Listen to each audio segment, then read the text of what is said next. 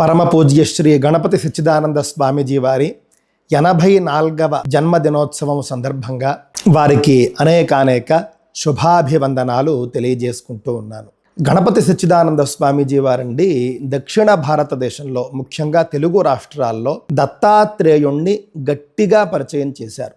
అంతకుముందు తెలియదు అని కాదు, తెలుసు, తక్కువగా తెలుసు.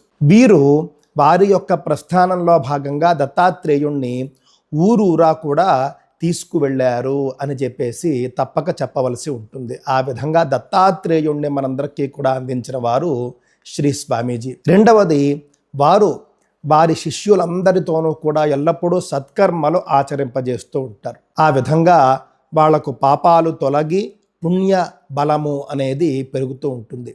మూడవది, వేద పోషణ, శాస్త్ర పోషణ అద్భుతంగా చేస్తూ ఉన్నారు వారు వేద పాఠశాలలు, శాస్త్ర పాఠశాలల ద్వారా. నాలుగవది, వారు ముఖ్యంగా ఉద్యమంలాగా చేస్తూ ఉన్నటువంటిది భగవద్గీత.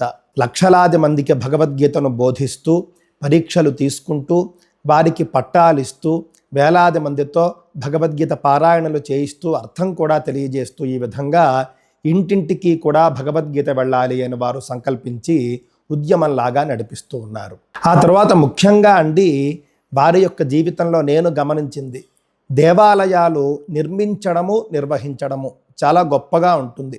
ఎక్కడెక్కడ వారి ఆశ్రమాల్లో దేవాలయాలు ఉన్నా కూడా అవన్నీ కూడా ఎంతో అద్భుతంగా నిర్వహిస్తూ ఉంటారు. అర్చకులు ఉంటారు, నిర్వహణ కూడా చాలా బాగుంటుంది. వారు చేసినటువంటి ఉపన్యాసాలు చూసుకుంటే రామాయణ, భారత, భాగవతాది ఎన్నో గ్రంథాలు వారి జీవితంలో వారు ఉపన్యసించారు. మధ్య మధ్యలో నామ సంకీర్తన చేయిస్తూ వారు చేసేటటువంటి ఉపన్యాసాలు ఇప్పటికీ కూడా అందుబాటులో ఉన్నాయి. భక్తులందరూ కూడా వారి ఉపన్యాసాలు వింటూ ఉంటారు, ఎంతో సంతోషపడుతూ ఉంటారు. వారు ఇదే విధంగా మరెన్నో జన్మదినోత్సవాలు చేసుకోవాలి అని చెప్పేసి నేను కోరుకుంటూ, దత్త మార్గాన్ని మరింతగా వారు ప్రజల్లోకి తీసుకువెడుతూనే ఉంటారు అని కూడా నేను భావిస్తూ ఉన్నాను.